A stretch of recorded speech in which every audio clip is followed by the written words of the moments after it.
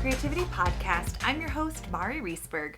Over the past several years, I've combined my degrees in acting and somatic psychology to share my sustaining creativity techniques with performers. And now I've decided to share it with a bigger audience that includes you. I believe we are all creative, and this podcast is all about that.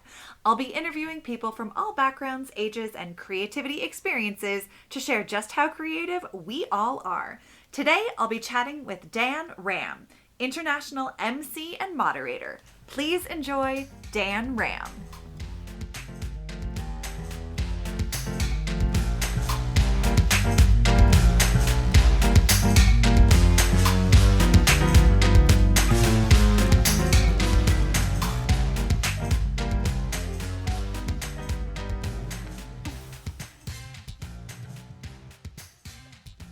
Welcome to the Sustaining Creativity podcast. Today, I am here with DanRam, an international MC moderator. Welcome to the podcast.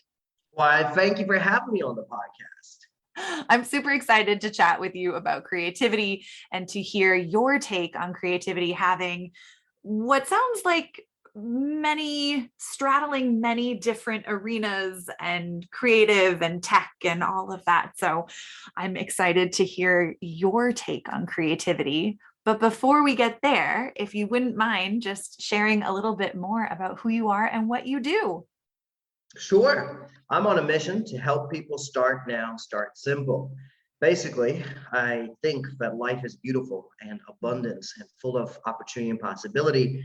But I also know reality hits and there's obstacles and struggles and challenges, insecurities, fears.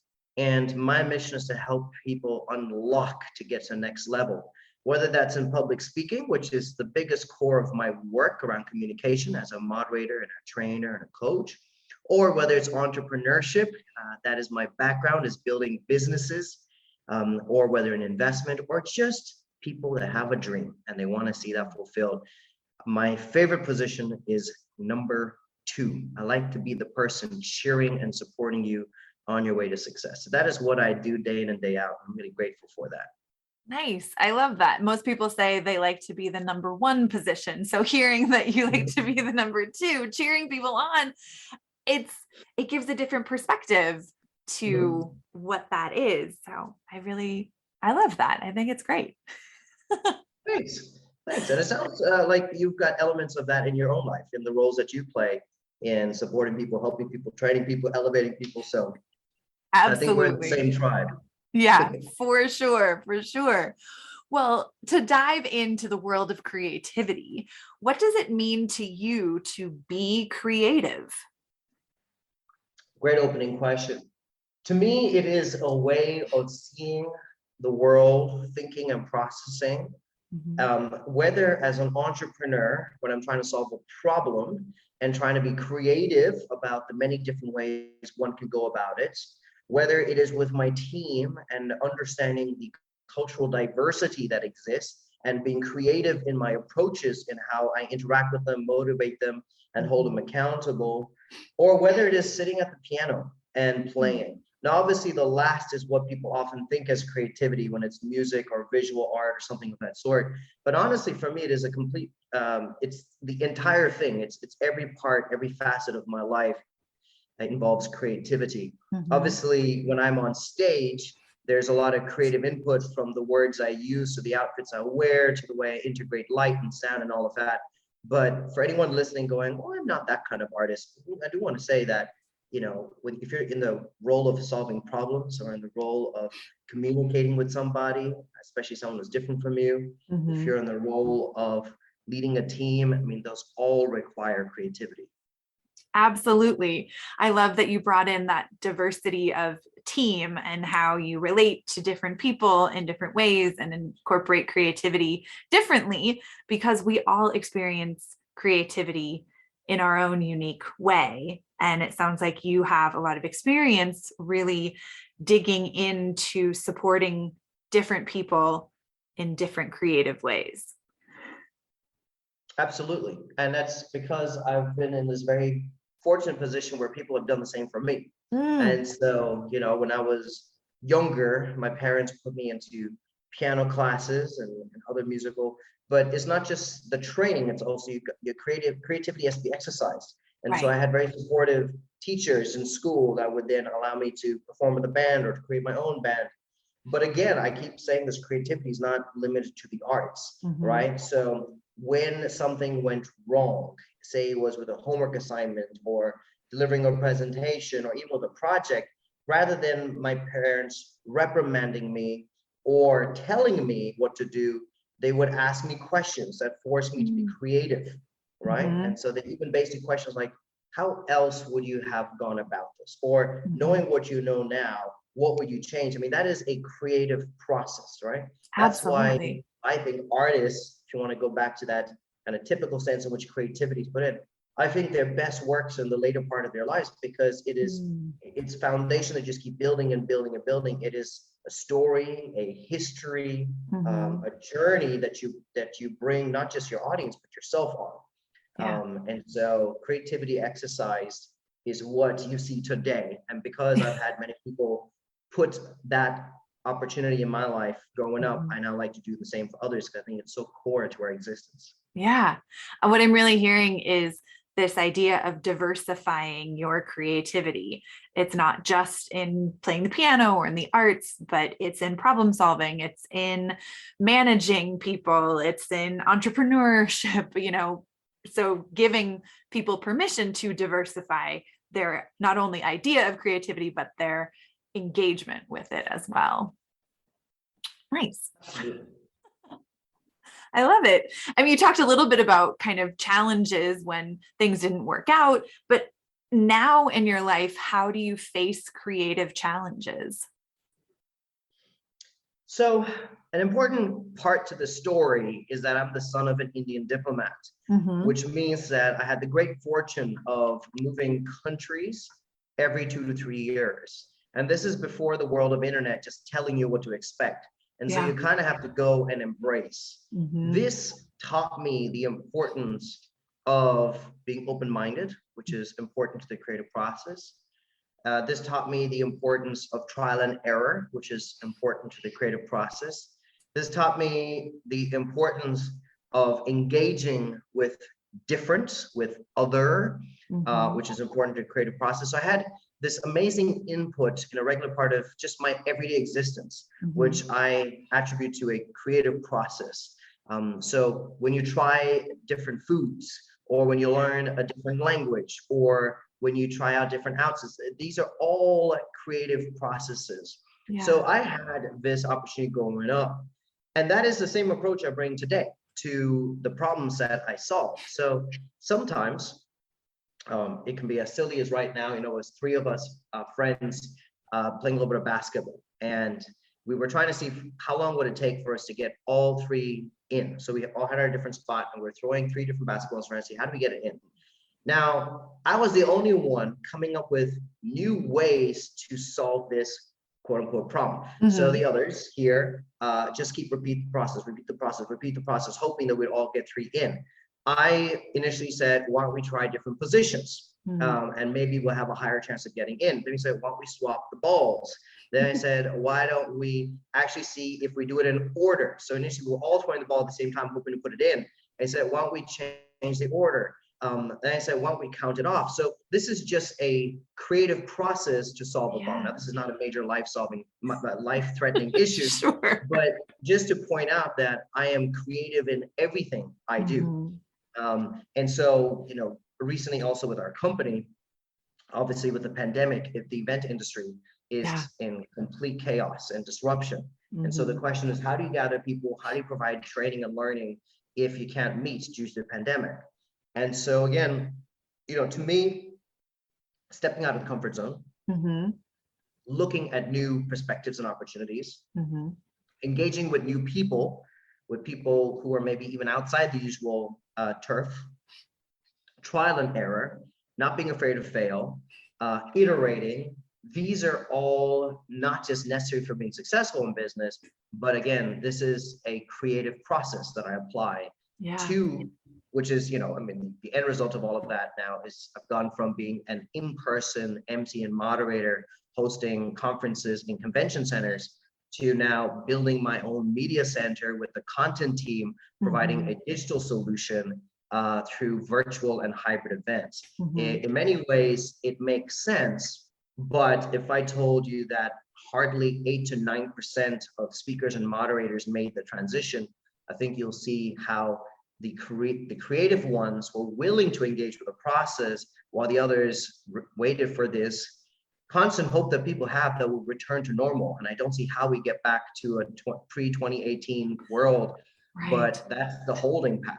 And that holding pattern happens for those who are not willing to be creative. Yeah. I just hear this experience of like facing challenges head on. You're going to be creative. You're going to think of new ideas, and there isn't something that totally stops you in your tracks.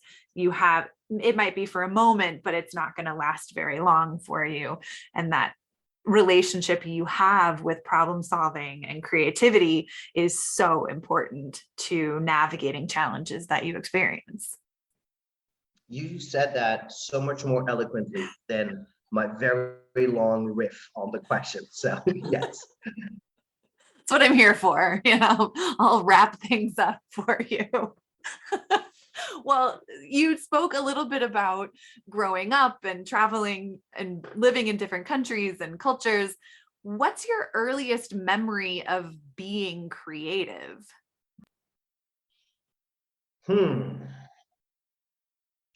Probably Lego.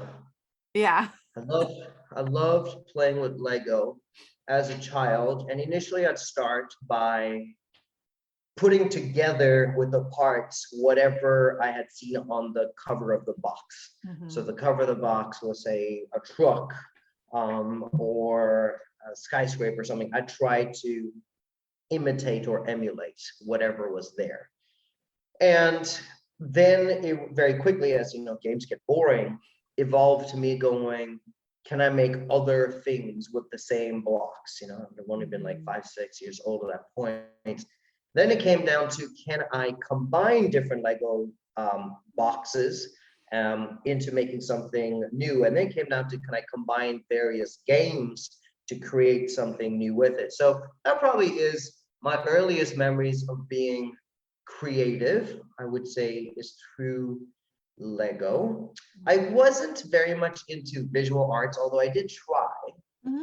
But I find in that, to this day, I need to paint by number, or I need to paint by looking at something else.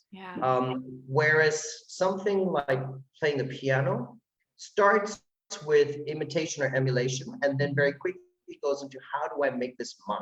How do I make the sound or the chord progression or the style mine? So my creativity is very heavily inspired and then modified to be my own. And I think this started at a young age, so with Lego, I start by making what's on the box and then stepping out of the comfort zone and going, what else can I make with it?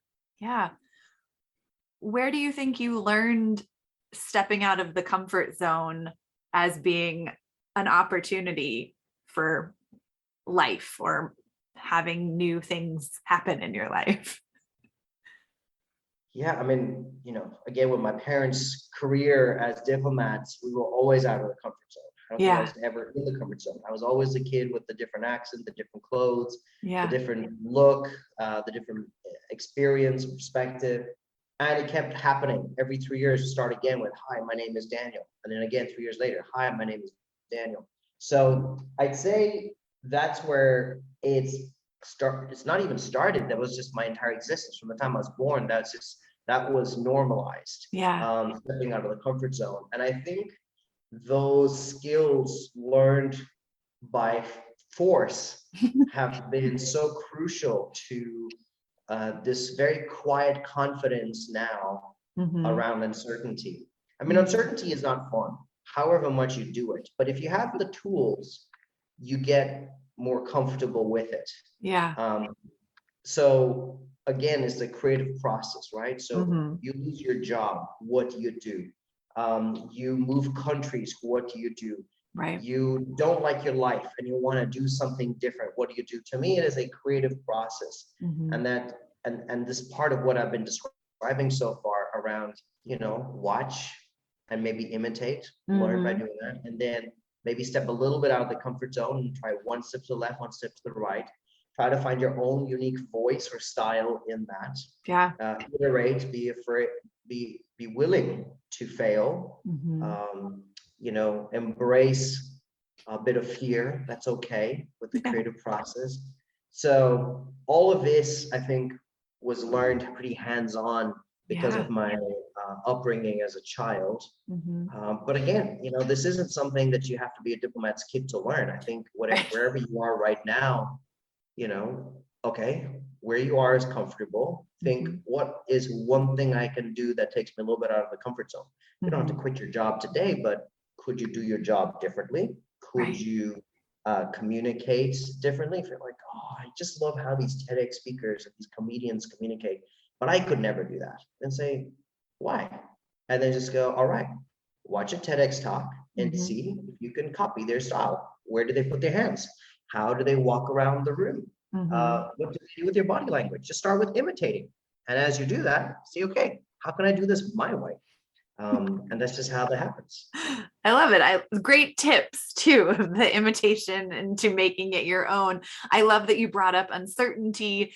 So much of creativity is about uncertainty. And I love reminding people that uncertainty is the status quo and certainty is not. So even though we don't like uncertainty, it is what we live in all the time.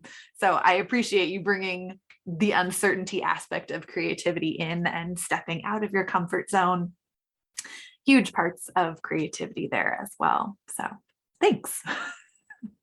Very welcome. Question, how do you handle uncertainty? Because I mean, at the time of this recording, we are, at some point in the pandemic, we don't know whether we're at the start, middle, or end of it.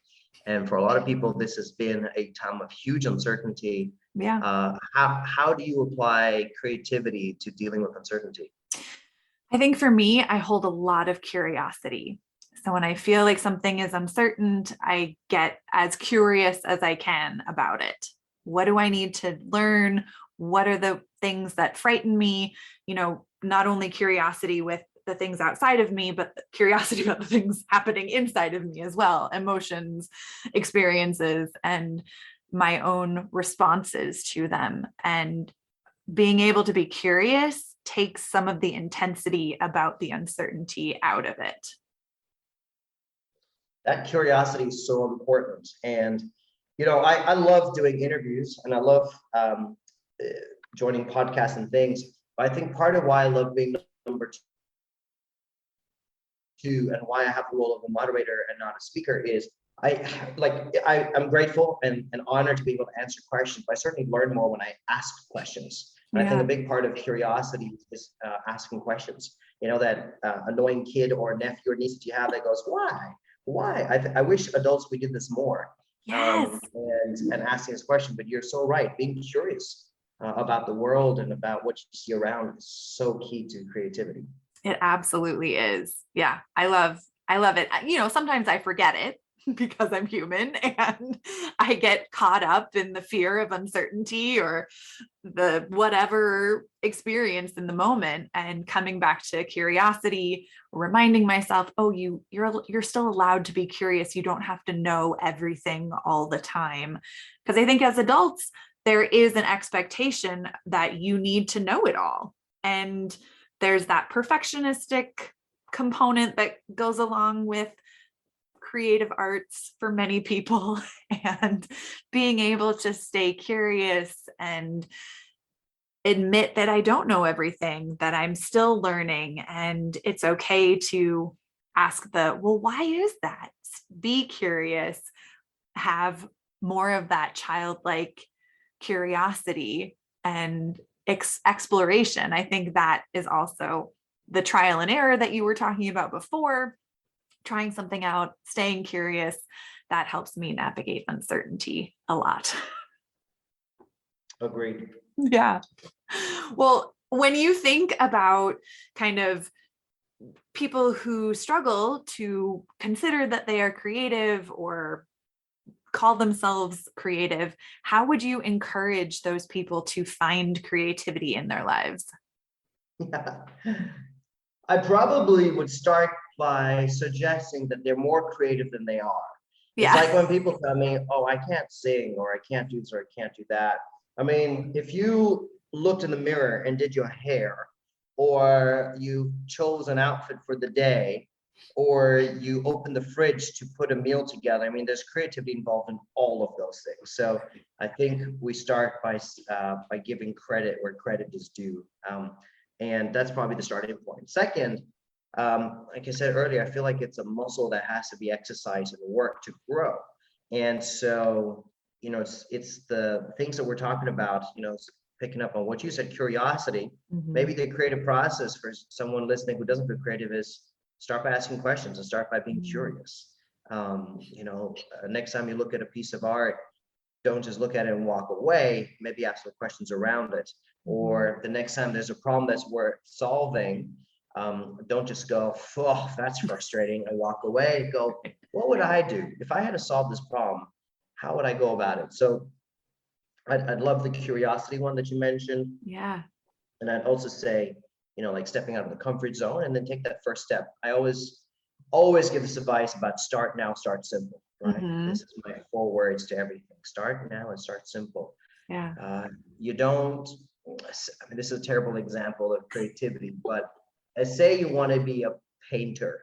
You don't start being a painter by getting Picasso to out of the grave to coach you, and you work on as an apprentice for 10 years. You start by taking maybe a word, maybe just the word, and take a pen and write it in 10 different ways. That's being creative. Yeah. There you go. That's the start. You don't need a palettes and paint and an easel and all these things. You just take what you got. That's the start simple part of it. Keep it really simple and start now. Think, well, what can I do today with it? And so that's kind of how I'd go about it. I firmly believe that creativity, and this is part of the reason I took this podcast opportunity with you, is I really see life as a creative experience. And the more you identify with your own creative process, and the more that you own it, I think the more colorful, no pun intended, life gets. When I'm on stage, I am completely unafraid in being authentically me. Yeah. And that is because I'm comfortable with the creative process that's brought me here. Now, imagine for a second that I was trying to be like Tony Robbins or President Barack Obama or your high school football coach or whoever you think is a good communicator. Imagine I put that pressure on myself to show up like them. All the stress and the anxiety and the constant feel, because I can never be them. They are them. Yeah. But on the other hand, when I engage the creative process and go, all right, let me find DanRam's voice and style, I can be unabashedly myself, completely unhindered. That is a glorious experience. And that's just me in my career. But imagine you, whoever listening, as a leader. What if you allow the creative process to determine your style of leadership, not what the MBA school taught you or business school taught you or what you read in a book, but your style, your way of doing things. Imagine you're in HR. Imagine you're an artist. Imagine you're an engineer. What if you allowed the creative process to help you discover yourself? I think you'd be, even though it's an uncomfortable and uncertain process, it is a journey of being more comfortable with yourself and more certain of who you are. So I see life as a creative experience, and so I encourage everybody to go for it. Absolutely. I love that. I really appreciate it, because I too see life as a creative experience and creative process, and all of the pieces you're talking about, authenticity, identity, how you show up, and speaks to kind of what you were saying earlier about kind of mimicking and then turning it into your own. So finding those ways that you can follow something and then make it your own. So I so appreciate everything you have shared today. Thank you so much. I just have one last question, and that is, what does it feel like in your body to be creative?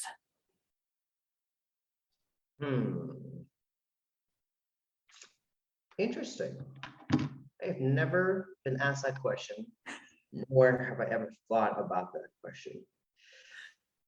So I don't know how to disassociate with my creative process. So I don't know how to identify the feeling it gives me, because it's always been me, and it's always been a part of my existence. Yeah. So I don't have a before and after, or a with or without experience to tell you what it feels like, because it's just been my life my whole time. Yeah. I will say, if I had to just pick a word, my gut instinct to that question is empowered. Nice. Yeah. I love it. Empowered. I mean, there's a lot in that to feel and experience, and creative process being in that helps you feel empowered, or you feel empowered while you're in it. Yeah, I love it. Thank you for sharing that. And thank you so much for taking the time to chat with me. And if people want to learn more about all of the things you do, how can they go about doing that?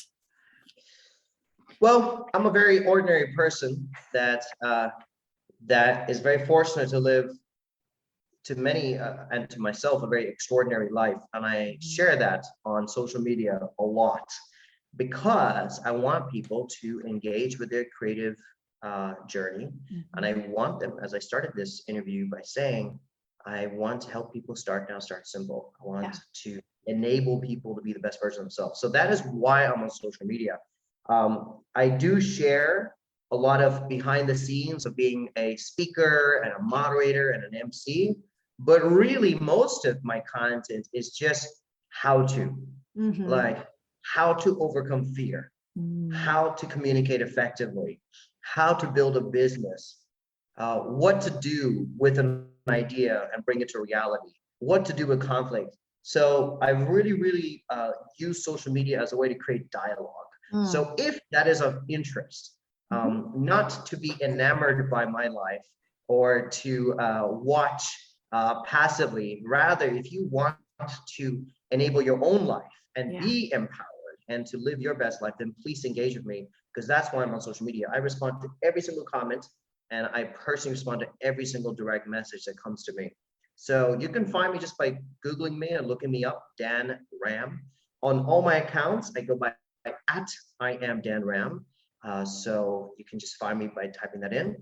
And I quite regularly give away tickets to events. I mostly host tech conferences. And so I love to see people in real life as well. So please do take part in those competitions. And if creativity in communication, especially speaking, is of interest, I run a mastermind. So we have a small group every other Thursday that we do live. I do a live training. So it's not a course. It's not a 6 steps to being a 6-figure speaker. But if you just want to be in a supportive community with live people who engage with each other, who support each other in improving the communication skills, then love for you to join that. Again, if you just go to my website, iamdanram.com, you'll see it. I'm currently giving a free mastermind session away to everybody who signs up. So these are just ways to engage. Really, I'm just looking for excuses to talk to you. So if you've listened to this podcast and you go, that DanRam dude sounds like he's there to help people, you're right. And these are just ways to make that happen. Wonderful. Well, I will put all of that in show notes so people can easily get in touch with you and participate in the conversations that you have. So thank you again so much for taking the time to chat with me. It's been awesome. And thank you so much for hosting not just this interview, but this whole series. And thank you for giving so much value to your community. Thank you so much.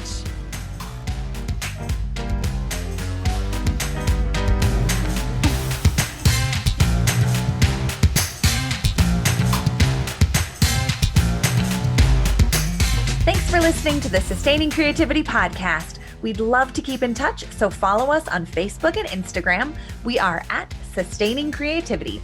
Make sure to subscribe to the podcast wherever you listen to podcasts. Tag your friends and family so they can listen too. We love to hear from you, so leave your reviews, comments, and questions.